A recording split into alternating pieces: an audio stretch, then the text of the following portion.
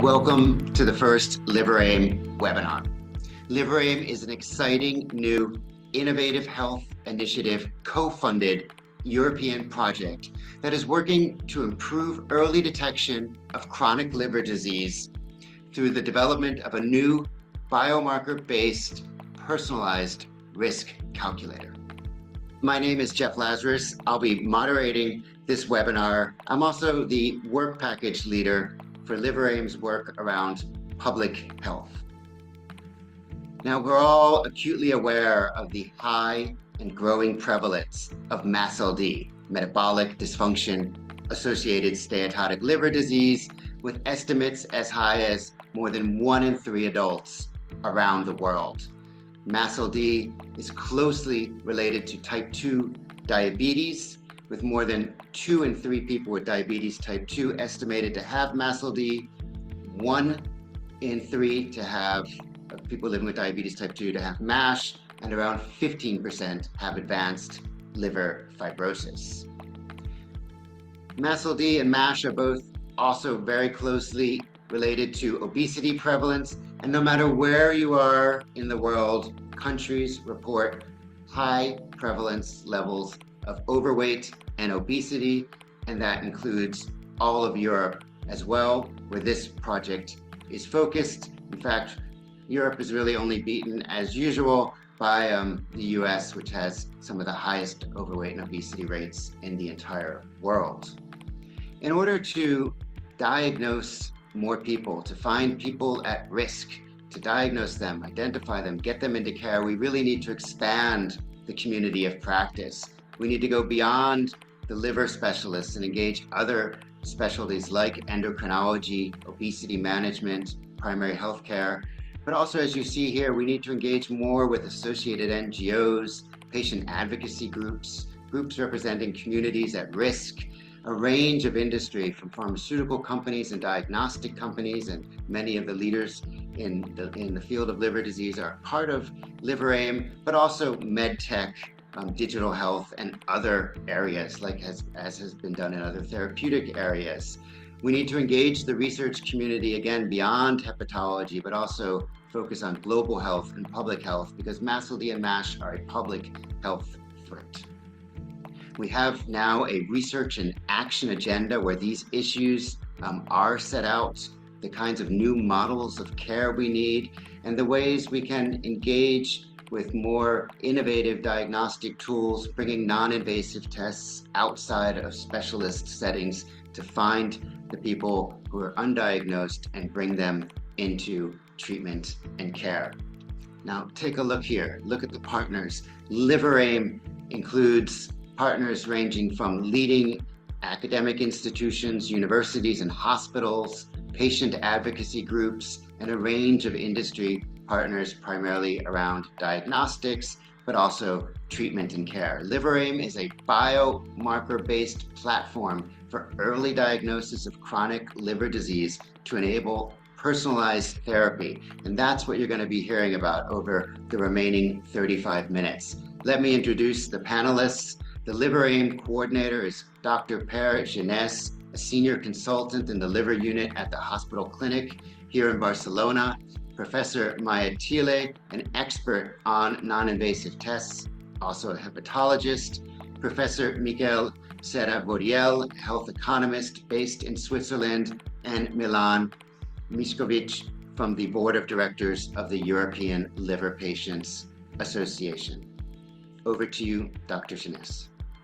Welcome to this webinar about the LIVERAIM project. In the next couple of minutes, I will present you the main objectives of the LIVERAIM project.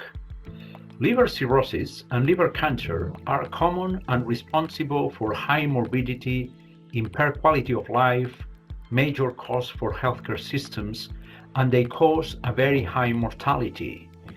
Just in Europe, the number of deaths due to liver cirrhosis or liver cancer are approximately 300,000 per year, and in the whole world, the figure increases up to 2 million. Predominant etiological factors of chronic liver diseases, particularly cirrhosis in many countries, are obesity, type 2 diabetes, and increased alcohol consumption, which are all on the rise. Liver cirrhosis usually develops after a very long period of time, with asymptomatic liver fibrosis staying undetected until patients develop severe complications due to cirrhosis or liver cancer. Currently, the only effective treatment available is liver transplant, which is neither applicable to all patients nor feasible in all countries. However, if fibrosis is detected early to target the cause of liver disease, then liver fibrosis could be reversible.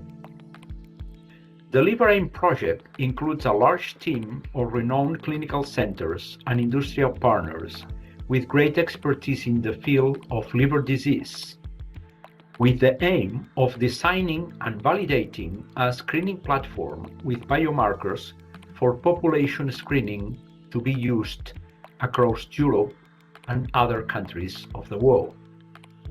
The objective of the LIVERAIM project is to identify chronic liver diseases early and apply personalized therapeutic interventions. In the project, a large number of existing biomarkers will be tested for fibrosis prediction. Accuracy using biobank samples from 25,000 subjects included in previous EU-funded cohorts. The LIVERAIM project will develop a screening platform with biomarkers using artificial intelligence for personalized early diagnosis of fibrosis to be validated in a randomized controlled trial of 100,000 subjects from 6 representative European countries. The platform will be linked to tailored personalized therapeutic interventions to halt fibrosis progression. With LIVERAIM, early diagnosis and personalized intervention can stop liver disease progression, help decrease morbidity and mortality, and associated societal burdens, both economical and health inequity. Thank you very much for your attention.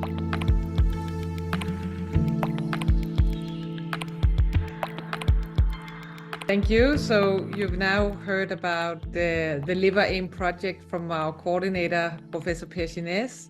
I am part of almost all of the work packages, but I will be especially active in the work packages dealing with biomarkers.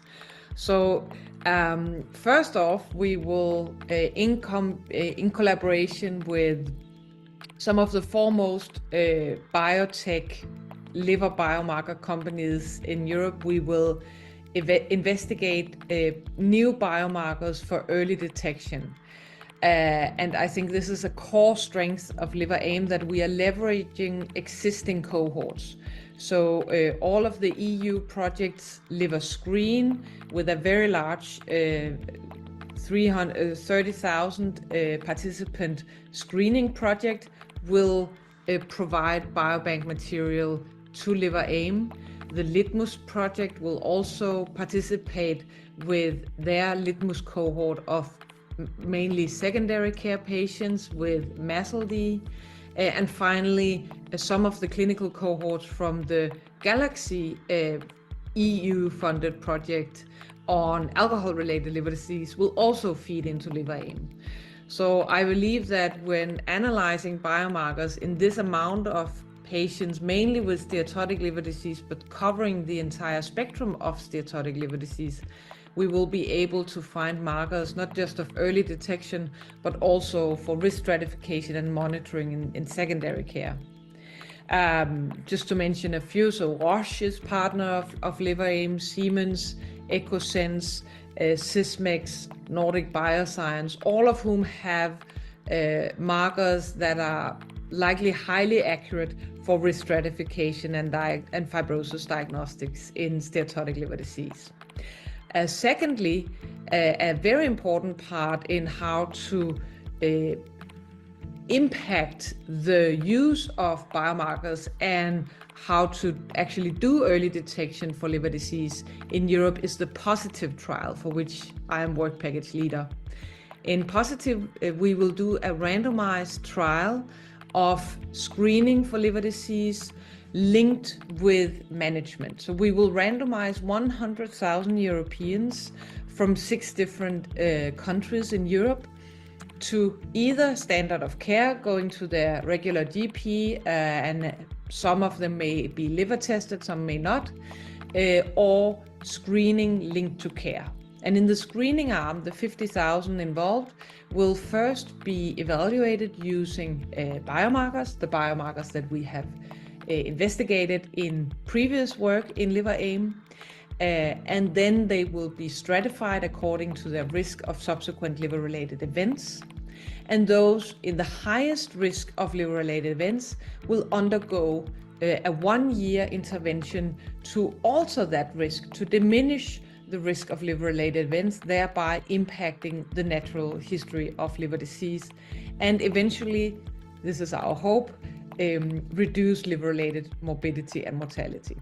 So this, to my knowledge, will be the biggest randomized trial in hepatology ever, and I'm super excited about it.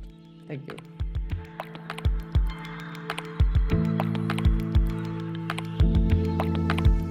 Hello, Jeff. Thanks for having me. So when we are talking about the economic burden of liver diseases, one statistic that I really like, which comes from a relatively obscure but actually good paper, is that within healthcare systems, even though liver disease patients only represent about 1% of that population, they actually account for 2% of the budget of the liver diseases of the healthcare systems. So in that sense, and when only looking at the healthcare budgets, we can see that despite it being a relatively small population, it represents almost double of that in terms of what portion of the budget they are getting. Not only that, but when you actually start to account for what the economists call indirect costs of the liver disease, then you arrive to striking numbers, especially due to what is called premature mortality, meaning that our society is being actively harmed by having people die before it's their turn. And that has repercussions not only for healthcare systems, but also for the economic of nations at glance. Now, not doing anything, it's a bit complicated because as treatments are getting better, also prevention is getting harder. And on top of this, we have that different regions in the world have different types of liver disease. And broadly defined, the most important categories are alcohol-related liver disease, metabolic-related liver disease, or virus-related liver disease. And more specifically in Europe, the 2 biggest chunks of what really worry healthcare systems and governments are the metabolic and alcohol. So now, what are the cost-effective actions that governments can implement? And there are some proven and cost-effective ways of reducing the burden of liver diseases. Now, the main issue about those is that it's hard to predict in 5-10 years which ones will be more cost-effective or even effective, given the landscape of changing new drugs for obesity, even new drugs for the treatment of alcohol dependency. So that's why the project that we have at hand is so important, because we will try to disentangle and discover the most efficient way of reducing this big burden that we are all facing socially. Thank you.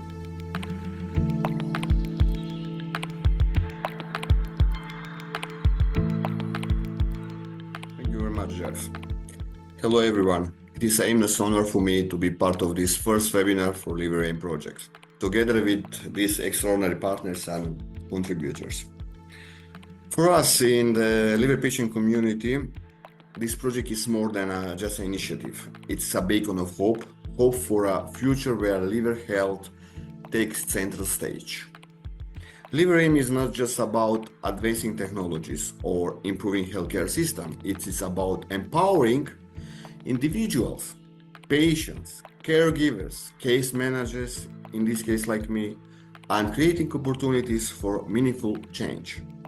This project represents a fundamental shift in how we approach liver screening and care, paving the way for better health outcomes, groundbreaking treatments, and strengthening collaboration between different stakeholders, such as patients, healthcare providers, scientists, and policy decision makers.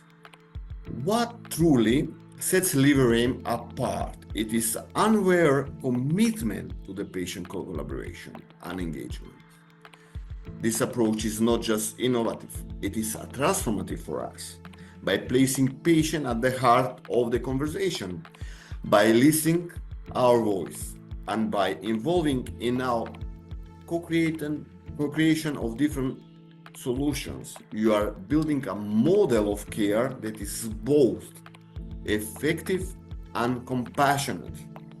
Real change happens when patients and experts come together, working hand in hand to address real needs.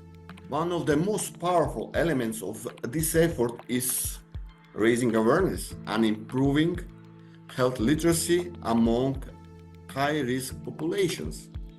Early detection is a critical factor in achieving better outcomes. Often people remain unaware of the risk. Education is the key to breaking this circle. It empowers individuals to make healthier choices. LIVERAIM holds the potential to impact on lives by reaching these vulnerable groups and ensuring that no one will be left behind. High-risk populations such as those living with diabetes 2, alcohol, or obesity face unique and persisting challenges. But organizations like ELPA have demonstrated the power of collaboration by working closely with these communities, hosting different events, awareness campaigns, and ensuring testing. This collaboration going to the next level. One of this kind of collaboration I will try to demonstrate what happened the past 2 weeks in Lisbon. ELPA, for the first time in the history, managed to collaborate and collect all of these communities: obesity, cardiovascular, and diabetes. What we did it together, we are creating a bridge that connects those who need our care and support. I like to address to the scientists, policymakers, and the partners who are today with us. Your work matters more than ever. You are the change makers turning hope into action and action into brighter, healthier future for all of us. As we gather today, let's take a pride in what we have achieved together and renew our commitment to the journey ahead. Initiatives or projects like LIVERAIM remind us that we are not simply addressing a medical change or challenge. We are hosting a movement of a hope, progress, and transformation. I like to thank you for your vision, your passion, and your belief in the power of collaboration. Let's move forward with the purpose, compassion, and unwavering dedication to create a future where liver health is not an option, but it's a priority for all of us. Thank you very much. Great. Well, thank you very much, Milan, and thank you, Pere, Maya, and Mikel. There were some comments in the chat about no slides. That was entirely intentional. We wanted to briefly set out what the LIVERAIM project is about from these very different perspectives, from our coordinator, from the leader of the trial, from the patient advocacy perspective, and from a top economist. Thank you, everyone who's joined us. You can put questions into the question and answer function or into the chat. We'll be happy to take them on, and if we don't get to all of them, we'll try and answer them on Twitter or LinkedIn or some other avenue. But let me start and ask you, Dr. Jeunesse. I mean, LIVERAIM is one of the largest clinical trials focused on chronic liver disease to date, incorporating biomarker research, a holistic digital platform for patient management, and multi-stakeholder engagement.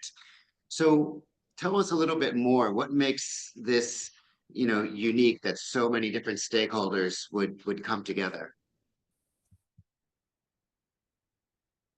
Thank you, Jeff. I think as we have heard, the LIVERAIM project is very ambitious, and I would emphasize that perhaps the most important objective of LIVERAIM is the possibility of changing the practice of medicine.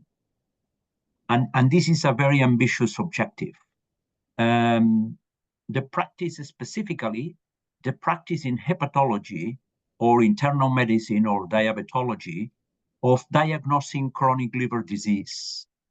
From the current situation in which usually we do the diagnosis as clinicians, we do the diagnosis of chronic liver diseases at very late stages in the natural history of the disease, when patients come with complications of cirrhosis, such as ascites, gastrointestinal bleeding, hepatic encephalopathy, or with liver cancer.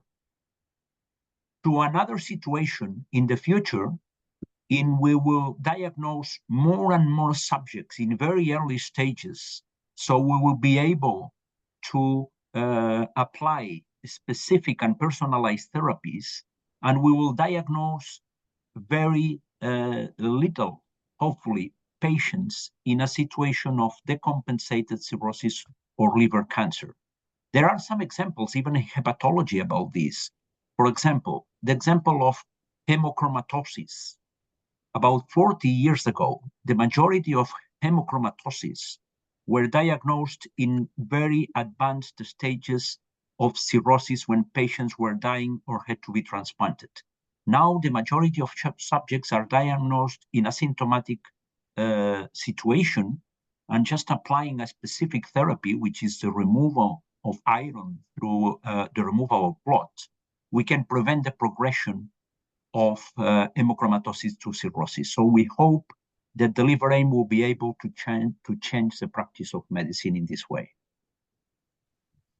Thank you. I mean, it's an incredible ambition to change the practice of medicine, but as we all know, with this incredibly high prevalence and the risk of progression to more serious liver disease and extrahepatic manifestations, we need to find people earlier.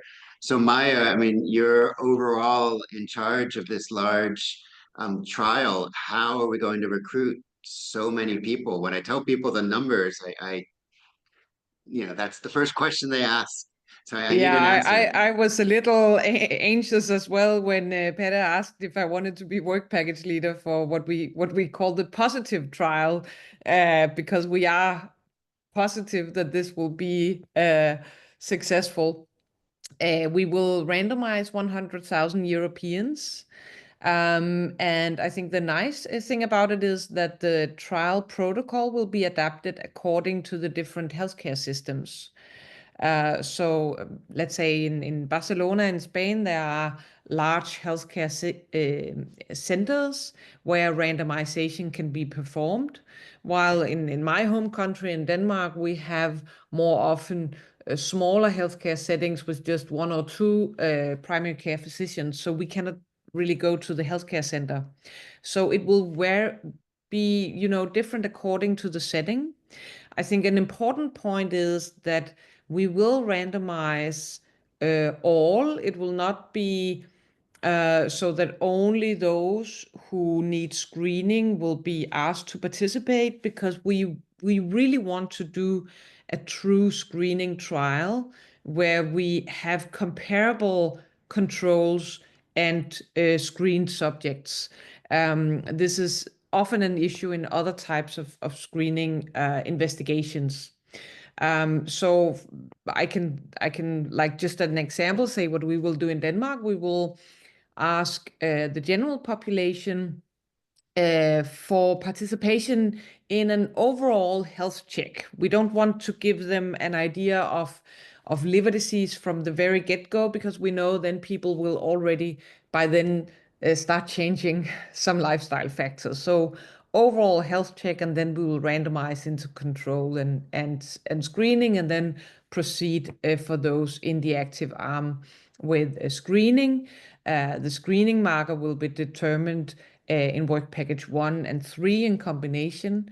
What we exactly will use, this could also potentially be adaptable to the different healthcare settings across the countries. And then we'll confirm the initial screening test with a confirmatory transient elastography. Fantastic.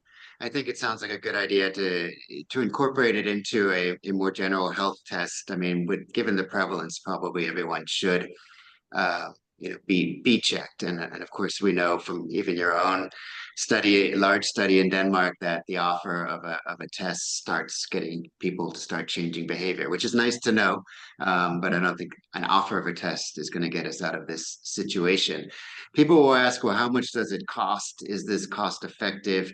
And WHO has developed best buys, cost effective and other interventions for every major NCD except for MASLD MASH. So tell us, Miguel, if our ultimate goal is to improve patient outcomes, why do we also have to run these kinds of cost effectiveness studies, including of the LIVERAIM's work?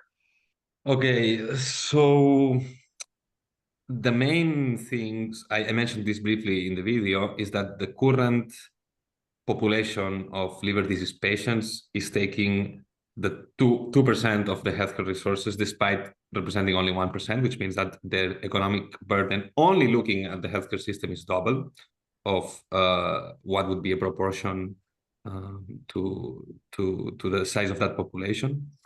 So the idea here is that because these patients, when they progress, require a heavy and intensive acute and tertiary care, by translating, even though it might increase the number of patients that we are having at an earlier stage in primary care centers or so on, the idea is that if the screening is effective in diagnosing these patients and also in treating them in a form that prevents their progression, that ideally this 2% of the healthcare budget can become closer to the 1% of the population. And ideally, not only that, but also reduce the overall population that actually has some form of liver diseases. And if this is effective, then we have the issue of the indirect costs that if we actually take into account premature mortality and the loss of productivity associated with that premature mortality, then we have the potential to actually not only be cost effective, but potentially cost saving as well.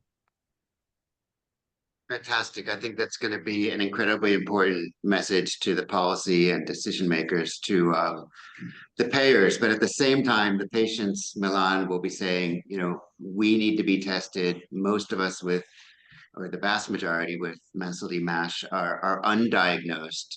So how in a project like this and a trial like this can patients and patient advocacy groups contribute? And how can we make sure that there's also an issue of equitable involvement, that we're not leaving anyone behind, and that we're using this to raise awareness in addition to running a large trial with, clinical outcomes, cost effectiveness data. But how can we really, engage with patients on this and patient advocates? Thank you very much, Jeff. Thank you very much to all of you, because it's really a privilege for me to be among so dedicated and class world hepatologists, first of all, and that ELPA is part of one of the historical project for us, the patient communities.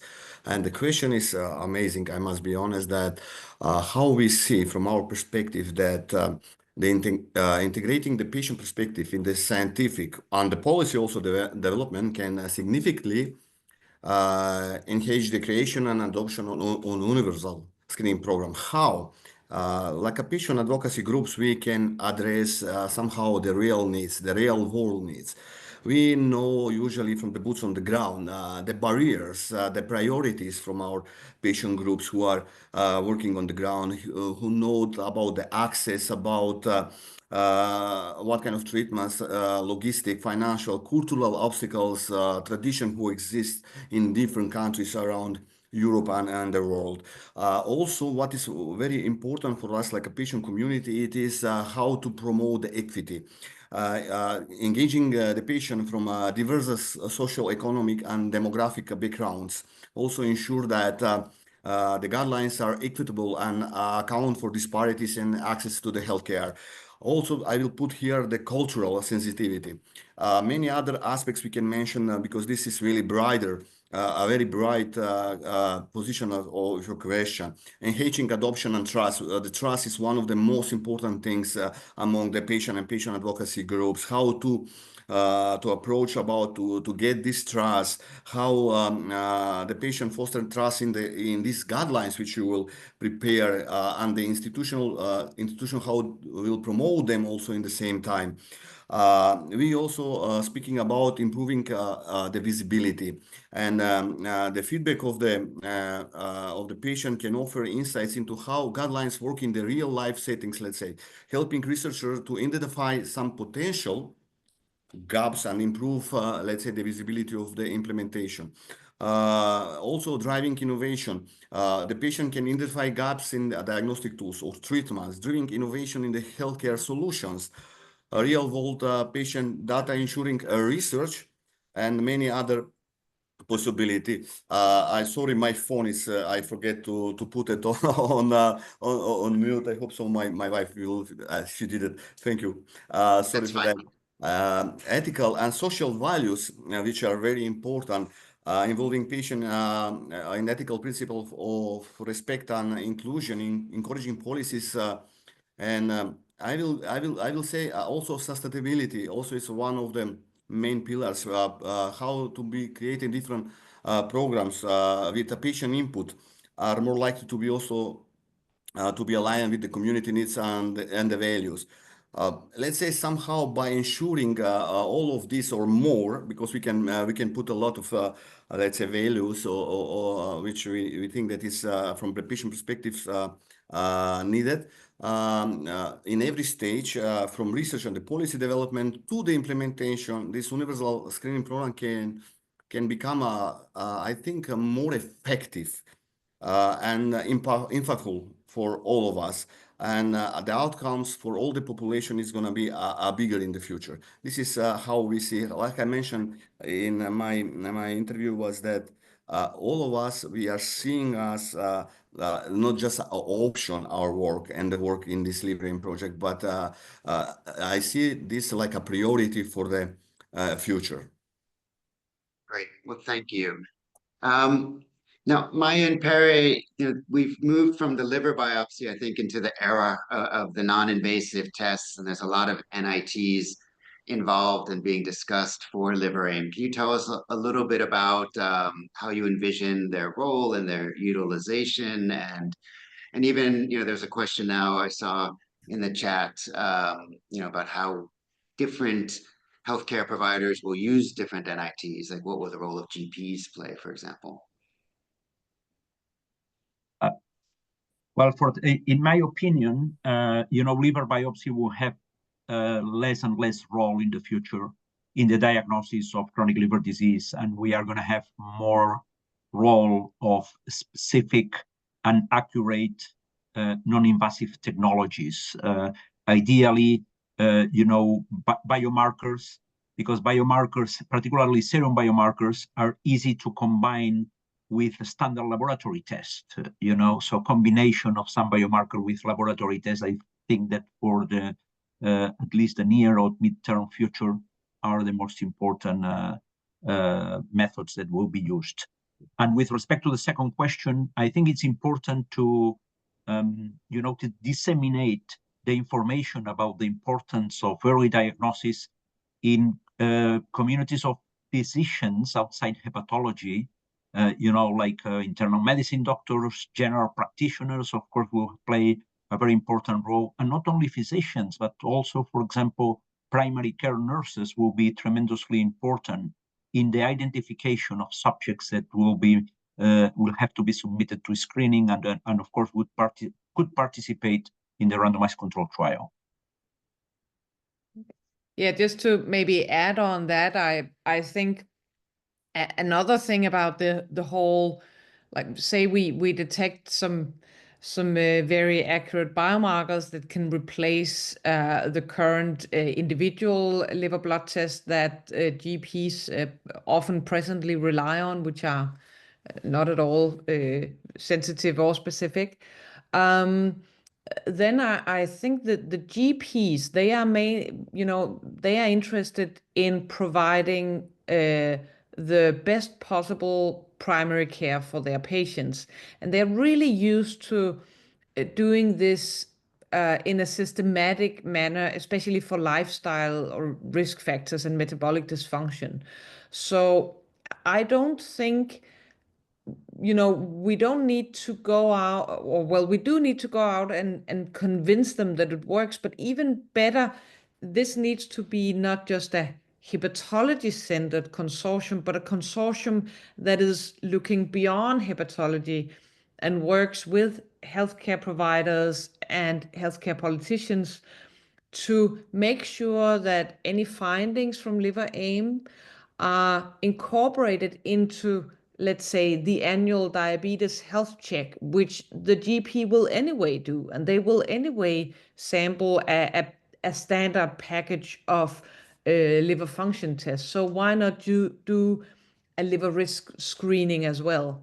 And importantly, when we can also couple a liver test to a prognostic outcome, then I think that it will be even easier for the general practitioners to be convinced of, let's say, the importance of testing, because it will not just be a abstract liver fibrosis score. It will rather be a prediction of future disease, death, and morbidity from liver disease. So I think we have a golden opportunity and a window here. We do. I mean, if we can prevent advanced liver disease, we can expand the community of practice. I mean, on this webinar right now, the majority of us aren't hepatologists, and we know we're not going to resolve this issue from, the liver specialist clinics. So we have just 2 minutes left. Very short answers. We'll just take one round, and we'll start with Miguel. Fast forward a couple of years, 2 or 3 years from now, what do you think is going to be the biggest shift in the field?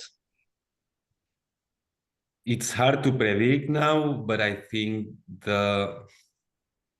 with the patent expiration of semaglutide-like drugs, I think we're going to see a shift in the mortality and morbidity profile of diabetic and obesity patients. And we have to think very carefully how we can anticipate that in this trial. Next. Maya Perry Milan. I will add just one very important thing for us, like a patients, how we see LIVERAIM and a project like LIVERAIM, liver screening, or some other projects equal of hope. How we think in ELPA. This is a basket of hope. Yeah, Yeah, for me, I think as well, sorry. Just the scenario right now is changing. It's not just effective obesity drugs in a short period. It will also be liver-specific targeting drugs.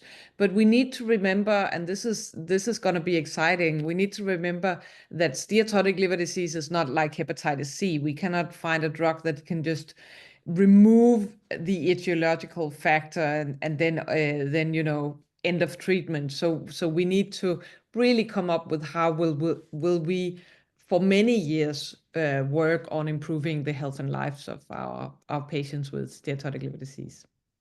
Sorry, Per. Final word, drug coordinator. It's okay. For me, in the diagnostic area, in this field, the most important thing would be early diagnosis. And we see more and more the word early diagnosis or case finding or screening. And I think that the shift will be in this direction. And with respect to therapy, I think there will be an explosion of new drugs in the near future, effective drugs. Thank you. As moderator, I'll put in my 2 cents. I am hoping that in the next 2 or 3 years, we can see WHO, the United Nations more broadly, and really governments recognizing massively and MASH on par with other major NCDs, recognizing it as a public health issue and even a public health threat. That will make all of our work from the bottom up a lot easier if we have that top-down go from governments and international organizations. So I'd like to thank you all very much, Pere, Maya, Milan, Mikael, for making the time to do this LIVERAIM webinar. We have, many years ahead of collaboration. We will have many more webinars and other dissemination activities to inform people on Twitter X, on LinkedIn, on other platforms.